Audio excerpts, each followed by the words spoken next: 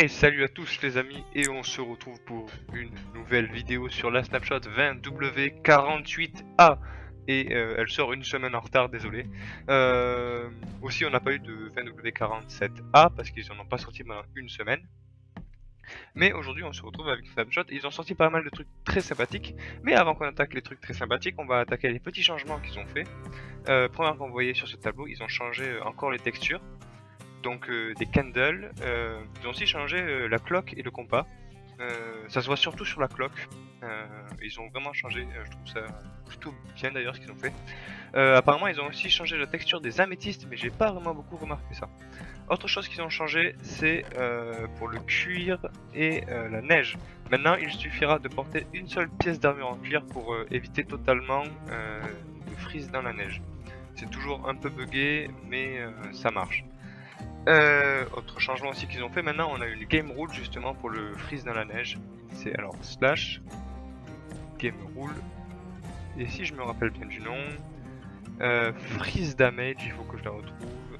Voilà, freeze damage pour désactiver ou pas les dégâts de freeze. Et on va clear weather.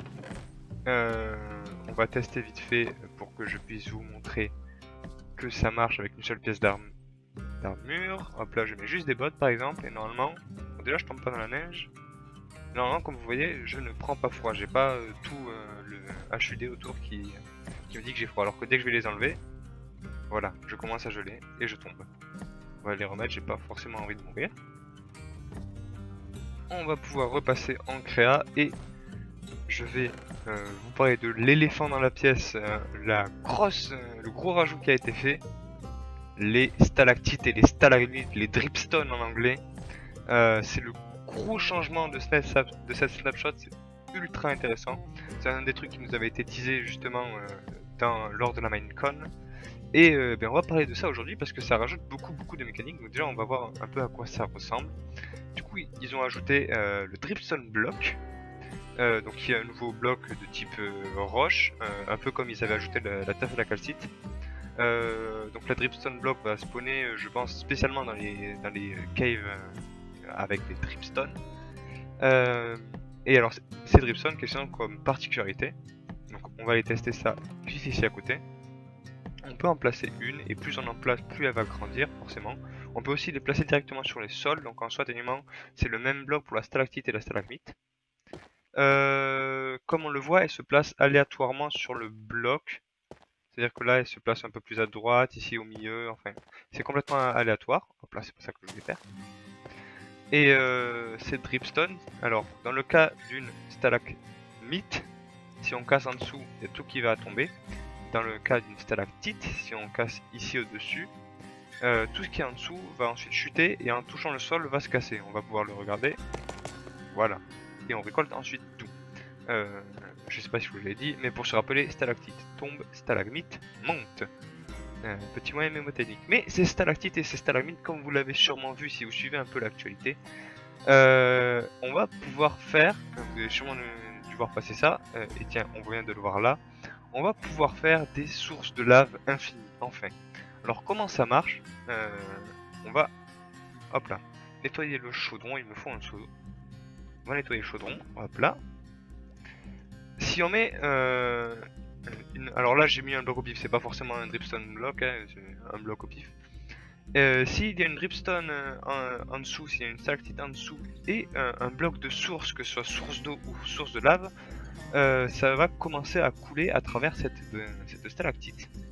Et si on met un chaudron en dessous, le chaudron va pouvoir récolter la lave, ou l'eau dans le cas de l'eau. Et du coup, la lave, on va pouvoir la récolter avec un seau. Donc là, on va la laisser couler le reste de la vidéo. Normalement, vers la fin de la vidéo, ça devrait s'être rempli. À savoir aussi que là, quand on voit, il y a la lave qui tombe. Si c'est de l'eau, c'est de l'eau qui tombe. Et plus la stalactite va être grande, plus le temps, le temps de chute de l'eau ou de la lave va être long. On va pouvoir comparer ici. Alors c'est un peu aléatoire quand même, mais normalement, plus c'est long, plus c'est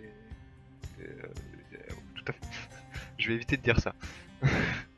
Mais plus la stalactite est longue, plus elle va mettre de temps à faire couler de l'eau. Comme on voit avec les animations.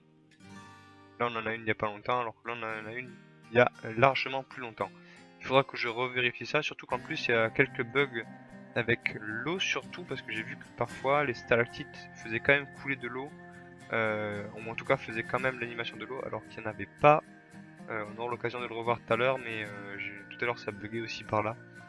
Je pense que c'est juste des bugs de particules, mais à voir. Autre chose, ces stalactites et ces stalagmites font des dégâts. Alors je ne me rappelle plus, il me semble que les dégâts, si on tombe sur une stalagmite, vont être x4. Alors bon, forcément mon créatif ça va pas me faire grand chose. Mais si je fais spawner un creeper, on va pouvoir comparer. Je vais le faire spawner dans les deux cas à cet endroit. Je vais prendre un bloc de quartz, ça sera plus propre que de la terre. Donc dans les deux cas, je le fais spawner à cet endroit. Ici, on va voir que le creeper va mourir instantanément en tombant sur le bout de la stalagmite. Alors que si je le fais spawner là, il survit. Donc ça montre bien que la stalagmite augmente les dégâts. On va tuer celui-ci. Hop là. Du coup, comme je vous dis, il me semble que c'est x4. Je vous mettrai dans la description une autre vidéo de d'Ilmango ou de Xizuma à voir lequel l'explique le mieux. Donc eux, ils expliqueront très bien, mieux que moi en tout cas. Restez quand même sur la vidéo. Mais bon, du coup, ensuite, on va, du coup, les stalagmites font des dégâts, mais les stalactites aussi, quand elles tombent, on va pouvoir faire spawn le creeper. Remettre le jour aussi, ça serait mieux. Et du coup, on va casser ici la stalactite et on va voir que ça va normalement tuer le creeper. Voilà. Et les deux stalactites en plus vont dropper. Donc bah, la chute de stalactite peut aussi faire des dégâts. Ça va pouvoir être très intéressant pour faire des pièges et pour faire aussi pour remplacer peut-être les magma cubes ou les wither rose dans les fermes où on veut, donc notamment les fermes à mobs. Ça peut être assez intéressant. Encore une fois, ça reste à voir, mais ça peut donner des trucs très sympas. Et encore une fois, pour les pièges, ça peut être assez drôle de faire des choses dans le genre. Alors, je sais pas si on a une capacité max. Là, vous voyez, il y a de l'eau qui coule, alors que ça devrait pas. Je sais pas s'il y a une capacité max de taille, mais j'en ai pas l'impression. Vous voyez, on peut en faire des aussi grandes qu'on veut. Ce serait drôle d'avoir une capacité max. Il me semble qu'ils en avaient parlé, peut-être. On verra bien ça. Et pour finir sur ces stalactites et ces stalagmites, elles sont complètement cassables avec un trident. On va pouvoir faire ça, hop là, et ensuite elles tombent. C'est assez drôle à faire, encore une fois. Ah, intéressant. Je m'attendais pas à celle-là. Il a dû atterrir dans le bloc au-dessus, c'est notre bug de hitbox. Et encore une fois, ça peut être intéressant aussi pour tuer ses amis lors de visites de grotte. Hop là, il est sous une stalactite et tu meurs. Donc ça peut être très drôle. On peut aussi bien évidemment casser les stalagmites. Et voilà. Encore une fois, il a dû passer. Je viens de le faire passer pile poil entre les deux hitbox. Et si ça c'est pas du sniper. Donc c'est à peu près tout ce qu'on a pour cette nouvelle snapshot. Ça fait plaisir à voir les stalactites et les stalagmites, c'était une des plus gros trucs annoncés, enfin c'est les caves les plus gros trucs, mais c'est une grosse feature des caves qui est ajoutée là. Donc encore une fois ça fait super plaisir à voir. On espère aussi que cette semaine il y aura une snapshot 20W49A avec un peu de chance. Et dans tous les cas, s'il y a une VNW49A, elle sortira sûrement le même jour que celle-là, parce que du coup celle-là je la sors une semaine en retard. Et dans tous les cas, on va s'arrêter ici et je vous retrouve la prochaine fois du coup, soit pour la VNW49A, soit pour un prochain épisode de Cryptcraft avec un peu de chance. Et du coup, je vous fais